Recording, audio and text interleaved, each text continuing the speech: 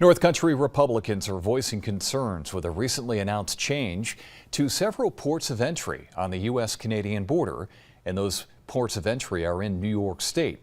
Beginning January 6, several border crossings will have their hours cut, meaning traffic will no longer be able to cross 24 hours a day. Changes are set for ports of entry in Chateauguay, Trout River, Rouse's Point, and Overton Corners. According to Customs and Border Protection, the move will allow for better staffing at the state's busiest ports of entry.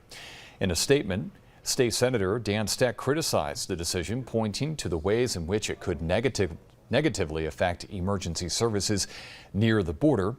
Also, we talked with Assemblyman Scott Gray, who also believes this is the wrong decision.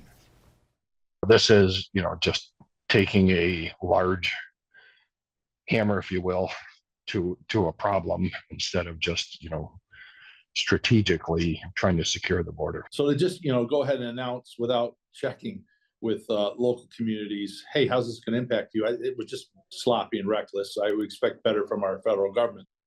Governor Hochul is also against the changes. The change is going to affect midnight on January 6th of 2025. Senator Steck is hopeful it all could be overturned. The crossings near Alexandria Bay, Ogdensburg, Messina, Champlain, and Fort Covington will still be open 24/7.